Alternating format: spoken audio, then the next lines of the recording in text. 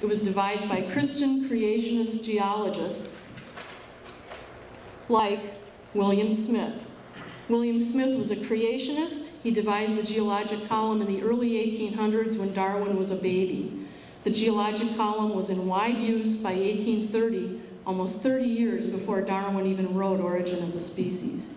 Now, most places do not have a complete geologic column. Illinois does not. And in some places there's been erosion. Some places there never was any rock in the first place. But as in this rock cut, sometimes the layers are folded. And sometimes they're even heaved up on younger strata. But none of these facts invalidates using the geologic column for determining the relative age of fossils. And anyone who has taken an introductory college course in geology knows this.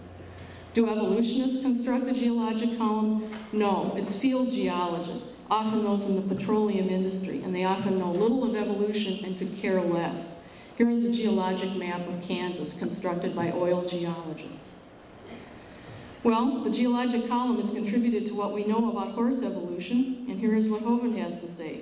He says, they have taken critters from all over the world, South America, Europe, and Asia, and put them together in a predetermined area. They have already decided to start off with the smallest to largest animals. That is not the way they are found. So what Hovind is suggesting here is that scientists are being purposely deceitful. And if that's true, why don't you come up with a list of specific scientists and exactly what fossils you think are out of order? Your English teachers back at EP High would have a heyday correcting your vague allegations. He continues, they find them in different layers, but they have it in the textbooks that the Eohippus slowly changes into Equus, the modern horse. That's baloney. The only baloney here is what Hovind has written, so much that you might consider a hot link to the Oscar Mayer website. Hovind clearly doesn't understand that horses don't change into other horses, but that species branch. And here is a slide showing most of the fossil forms associated with horse evolution.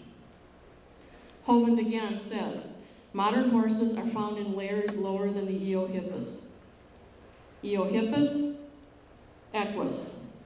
If there is a particular Eocene Equus fossil, I challenge Hovind to submit his findings to a reputable scientific journal. And finally, he says, the Eohippus is nothing more than the hyrax running around South America today. Oh, really?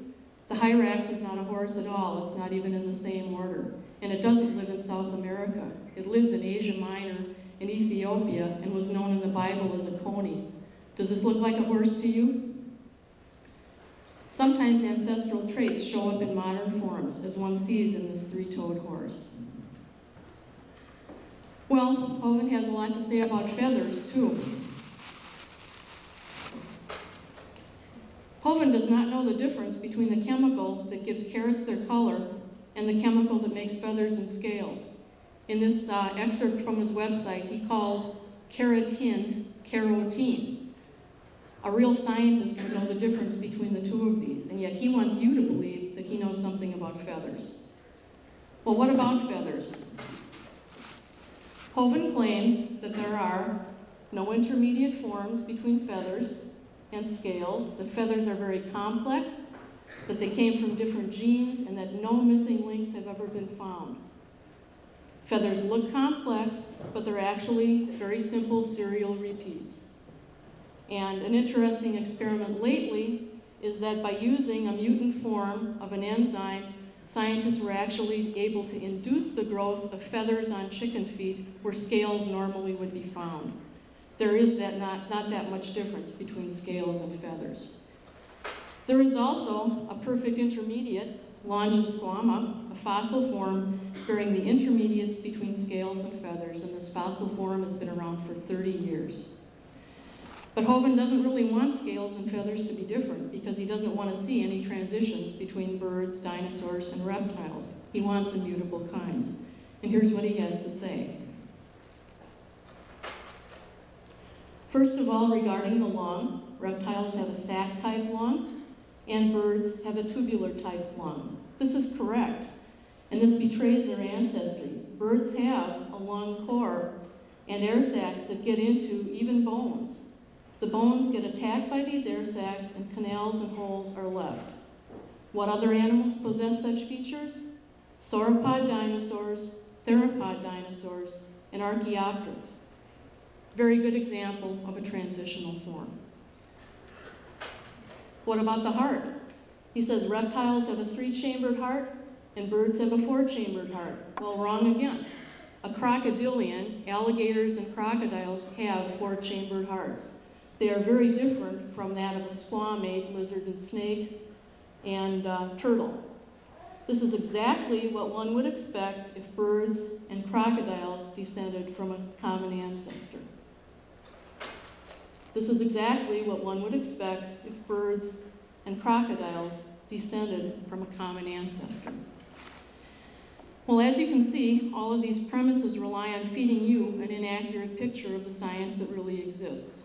So, why is the science so bad? Despite Hovind's claim of being a foremost authority,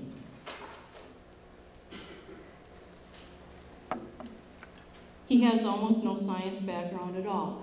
He claims to have a PhD from a place called Patriot University. Well, this is the course listing from Patriot University, and interestingly, Patriot University does not offer a PhD. It does offer a doctorate of ministry in Christian education, where one would be taking Old Testament, New Testament, Christian education, and some electives. Patriot University offers almost no science courses at all. The Bible and science, creation and the collapse of evolution, medical science and the Bible, the biblical basis of modern science, and a health, nutrition, and first aid course. But that's about it. And in order to matriculate at Patriot University, one sends in love offerings. I can imagine what kind of grades you'd get if you sent in love offerings every month, and I sure wish I'd been able to pay my tuition that way. Patriot University is located in a house in Alamosa, Colorado. It used to be located in a house in Colorado Springs, and there is no outward evidence that this house is Patriot University. A website run by Christians who evaluate Christian distance learning centers calls PU a diploma mill. So am I being elitist and snooty here? Well, no more than the rest of you. All of you have turned to professionals for medical or mechanical advice, and you assume a level of professional expertise. If you have a broken leg, do you want to get a doctor who graduated from U of I or one who learned medicine on his own? If you have a union card, did you get that by an apprenticeship or by workbooks and home study? Science is no different, and the practitioners of science also need to have a certain level of expertise, and this is most easily achieved by studying science at a university. Well, Hovind will now whine ad hominem or something like that. I'm not attacking him for his religious beliefs. It's the lousy science I'm after. Karen Bartelt here is using an ad hominem argument, attacking me personally. Whether I have a degree or not is not the issue. Where my degree is from is not the issue. What am I saying is the issue. The university she teaches at is a small college in Eureka, Illinois. I grew up not very far from that area. I'm very familiar with that region. And when President Reagan was there, it was a very, very small college, and yet their claim to fame is that it's the college of President Reagan. The size of the college doesn't matter. Darwin's degree was in theology, and yet I'm sure Karen Bartelt and many others think of him as being a great scientist. So to attack the college is simply not a valid argument. By the way, my degree is a PhD, Doctor of